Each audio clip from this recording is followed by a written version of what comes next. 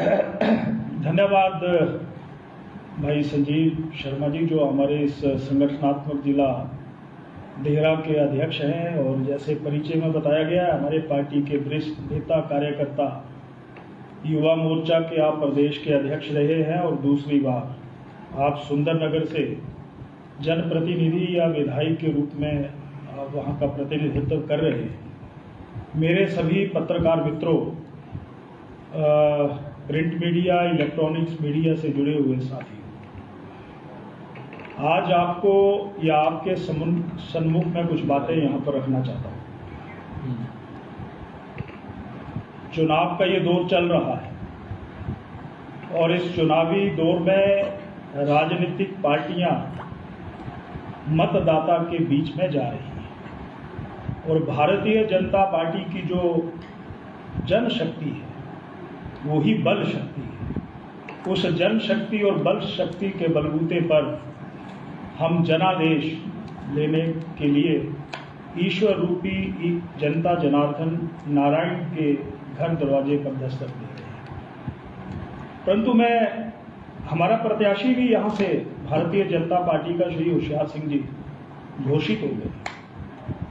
कांग्रेस सशोपन में थी पिछले कल दोपहर बाद। मुख्यमंत्री के श्रीमती कमलेश जी यहाँ से कांग्रेस के उम्मीदवार बने हैं। उनका अपना पार्टी का मुद्दा है।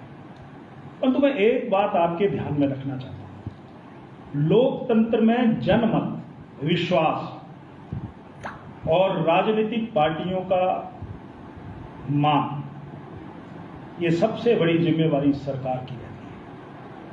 हमारा 21 तारीख को सुबह 9:30 बजे नामांकन यहाँ जो रिटर्निंग अफसर है देहरा के, वहाँ पर भरा जाना है पूरी तैयारियों में। और हम कानून को अपने हाथ में नहीं लेना चाहते। हमने जहाँ पर मेला ग्राउंड है उसकी अनुमति ली थी, उसकी पर्ची हमारे पास है और 21 तारीख को हम वहाँ पर नामांकन के समय एक विशाल रैली करना चाहते थे। प्रदेश का नेतृत्व हमारे प्रदेश के अध्यक्ष डॉक्टर अजीत बिंदल जी, हमारे नेता प्रतिपक्ष श्री जयराम ठाकुर जी, यहाँ से हमारे सांसद श्री अनुराग ठाकुर जी और हजारों की तादाद में यहाँ पर भारतीय जनता पार्टी के लोग, जनता जनार्दन इस नामांकन के मौके पर उपस्थित रहना चाहती थी। पर सरकार का दबाव इतना है कि यहाँ के रिटर्निंग अफसर ने जो हमने मेला ग्राउंड बुक करवाया था पूरे दिन के लिए, उसको रद्द कर दिया गया। ये मैं कह सकता हूं कि लोकतंत्र की हत्या है। ये हत्या नहीं, ये राजनीतिक पार्टी भारतीय जनता पार्टी का अपमान है, सरकार की शक्तियों का दुरुपयोग है।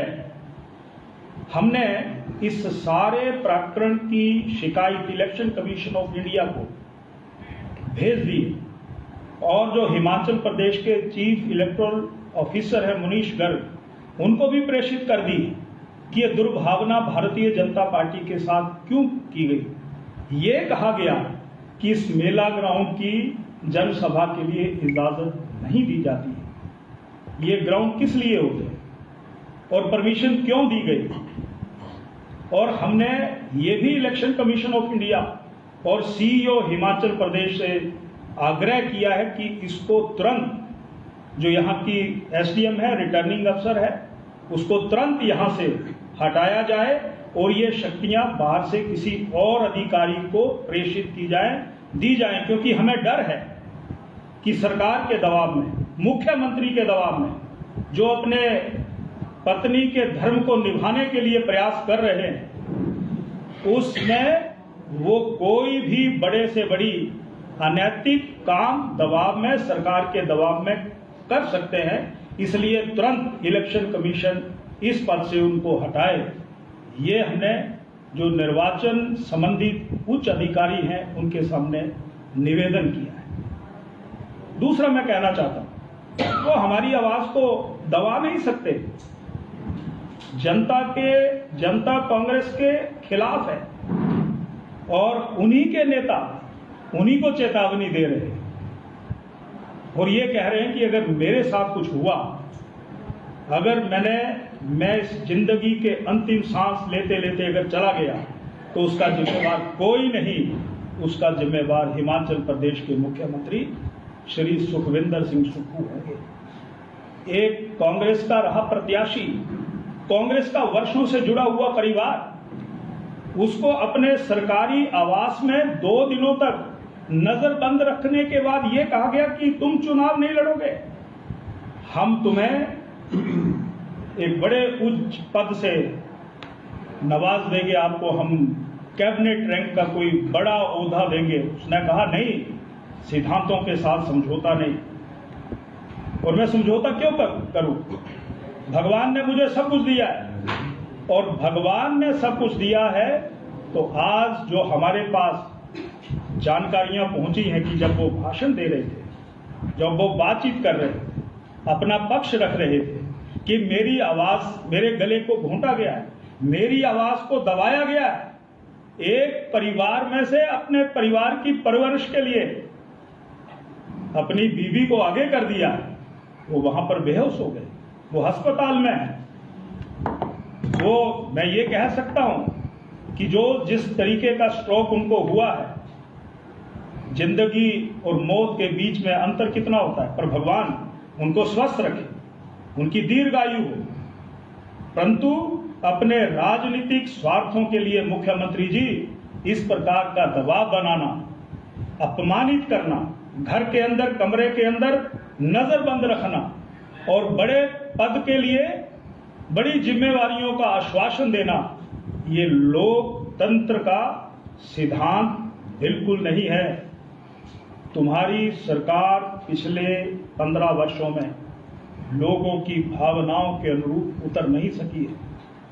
चुनाव आए, अच्छा है, चुनावों से कुछ महीने पहले देहरा को आप कोई बड़ा सम्मान देते, हम स्वागत करते हैं, पर चुनावों की उस दहलीज पर, समय पर आप अगर ये कहें कि हम आपको पुलिस का बड़ा दफ्तर यहां पर दे देंगे, अधीक्षण अभियंता या उससे ऊपर का दफ्तर यहां पर दे देंगे, यानी मतदाता के वोट की कीमत चांदी की तस्तरी में रख करके मुख्यमंत्री जी जिस तरह से आप लोगों को नवाजने की कोशिश कर रहे हैं, ये लोगों को स्वीकार नहीं होगा। लोकतंत्र में प्रत्येक मतदाता जो है अपना प्रतिनिधि विवेक से, आत्मा की आवाज से चुनने का उसको पूर्ण अधिकार है। और वैसे भी आपकी सरकार तो मित्रों के लिए, मित्रों के द्वारा और मित्रों के लिए, सुख के लिए सरकार बनाई गई है। इस सरकार को अगर मैं ये कहूं कि यहां पर भ्रष्टाचार 20,000 करोड़ रुपया 15 महीनों में लोन के रूप में लिया गया और 9,000 करोड़ रुपए की और कागजात बनाए जा रहे हैं, वो पैसा कहां गया है? यानी कांगड़ा सेंट्रल कोऑपरेटिव बैंक में अपने मित्रों के करोड़ों रुपए के कर्जों को माफ करने के लिए कहीं ये पैसा तो नहीं रखेंगे। कांगड़ा सेंट्रल कोऑपरेटिव बैंक आज एनपीए की स्थिति में आ गया, उसका जिम्मेवार कौन है? उसका जिम्मेवार कोई और नहीं, वर्तमान कांग्रेस की सरकार है। ये मैं कहना चाहता हूं, माफिया का राज, माफिया, चाहे वो रेत माफिया है, चाहे वो शराब माफिया है, चाहे वो ड्रग माफिया है, वो निरंतर समाज में अपने पांव को पसार रहे और यहां पर विकास रुक सा गया। जो टेंडर अपने चहेतों को गोल्ड टेंडर जो है वो बांटे जा रहे हैं। तो ये सरकार कैसी है? ये सुख की सरकार, ये अपने मित्रों के लिए बनाई गई है। मैं यही कहना चाहता हूं, मैंने पिछले कल भी कहा था अपने भाषण में कि आज जंगल जल रहे, आज लोगों के नलकों में पानी है नहीं, स्कूल की वर्दियां पूरी तरह बिल्कुल बच्चों को मिल नहीं रही हैं और नौकरी के नाम पर चहेतों को रेवड़ियां बांटी जा रही हैं, पर उनको बांटी जा रही हैं जो बहुत ऊंचे स्थान पर बैठे हैं। भारतीय जनता पार्टी कांग्रेस का इन तमाम मुद्दों को लेकर के विरोध करती है और जो यहाँ चुनाव प्रक्रिया के शुरू में ही जिस प्रकार का दबाव बनाने की कोशिश हो रही है, कहीं हमारे किसी साथी ने झंडा लगाया तो अधिकारी आ रहा है कि झंडे को उतार दो। ये क्या हो रहा है? ये ग्राउंड हमने बुक करवाया था, कहा इसको रद्द कर दो। भारतीय जनता पार्टी लोकसभा के चुनावों में 68 में से 61 विधानसभा में जीती है और 4 लोकसभा में जीती है।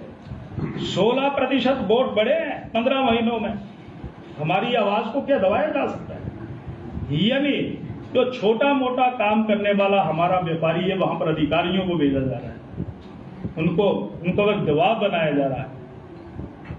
अगर उसका छोटा मोटा भुगतान होना है तो उसके सामने 50 शर्तें रखी जा रही है। तो ये कांग्रेस का जो कृत्य है, अपने पत्नी धर्म को निभाने के लिए भाजपा की आवाज, जनता की आवाज को मुख्यमंत्री महोदय आप दबा नहीं सकते। हो सकता है पार्टी ने आपकी श्रीमती को उम्मीदवार बनाया, युद्ध में फैसला जनता करेगी, परंतु ये दबाव किसी सूरत में स्वीकार नहीं होगा। ये सारी बात मैं आपके सम्मुख रखना चाहता हूं।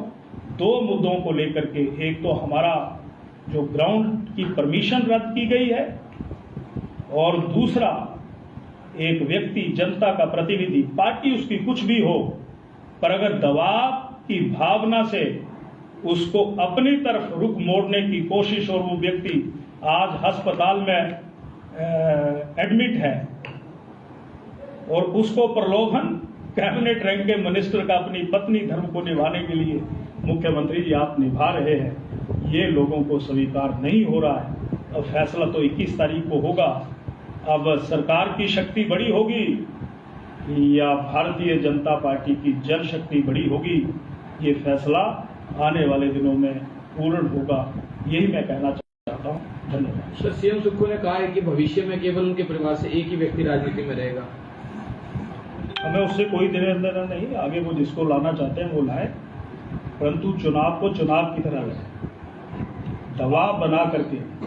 आपकी रैली कहीं मध्य में हो रही थी, क्यों हमारी रैली की परमिशन को रद्द कर दिया गया? दोनों तरफ रैलियां हो, आपके भी लोग आते, हमारे भी आते, आप भी नामांकन करते अपने श्रीमती का, हम अपने श्री होशियार सिंह जी का करते हैं। हम कोई विरोध थोड़ी कर रहे हैं। क्यों? हम ये डर उनको पहले से सताना शुरू हो गया, ये अनैतिक काम करना उन्होंने अभी से शुरू कर दी। और एसडीएम महोदय हमारा फोन ही नहीं सुन रही है। अब हमने इलेक्शन कमीशन को कहा कि इसको बदला जाए। हमें डर है कि ये हमारे नामांकन से छेड़खानी कर सकते हैं, आने वाले दिनों में और कुछ भी कर सकते हैं। इस अधिकारी से हमें डर है, इसलिए तुरंत इलेक्शन कमीशन कार्रवाई करे और इसको यहां से हटाया जाए, ये मैं कहना चाहता हूं। वजह क्या बताइए आपकी अनुमति रद्द करने की? अनुमति को रद्द करने की वजह कुछ नहीं कही गई, यही कहा गया कि इस ग्राउंड में रैलियां नहीं होती हैं, इसलिए हम आपको रद्द करते हैं। जिस दिन उन्होंने परमिशन दी थी उसी दिन हमें बता देते कि नहीं आपको परमिशन नहीं दी जाएगी, तो हम कहीं और जगह व्यवस्था कर लेते हैं। हम कानून का, नियमों का पालन करने वाले कार्यकर्ता और पार्टी के लोग। परंतु कल जब मुख्यमंत्री की धर्मपत्नी कमलेश जी का नामांकन का घोषणा हुई, उसके बाद ये फैसला किया गया। पहले से ही डर सता रहा है, परिस्थितियां उनके प्रतिकूल हैं, परंतु सरकार में कुछ नुमाइंदे वो भी कान खोल करके सुन लें। ये दौर बदलते रहते हैं, समय हालात एक जैसा नहीं रहता है। जनता भाजपा के साथ है। कुछ चुनिंदा लोग, अधिकारी अगर उनका कार्यकर्ता के रूप में काम कर रहे हैं तो वो हमारी नज़रों में ये संदेश भी आपके माध्यम से तक उनके पास हम पहुंचाना चाहते हैं। ये सारी बात मैंने आपके सामने रखी। ठीक है सर, ठीक है। हमसे जुड़े रहने के लिए हमारे YouTube चैनल को सब्सक्राइब करें और नई वीडियो की नोटिफिकेशन के लिए बेल आइकॉन को दबाएं। अगर आप ये वीडियो Facebook पर देख रहे हैं तो लाइक जरूर करें और ज्यादा से ज्यादा शेयर करें। इसी तरह के और भी अपडेट्स के लिए फॉलो करें हमारा Instagram पेज himachal.ke।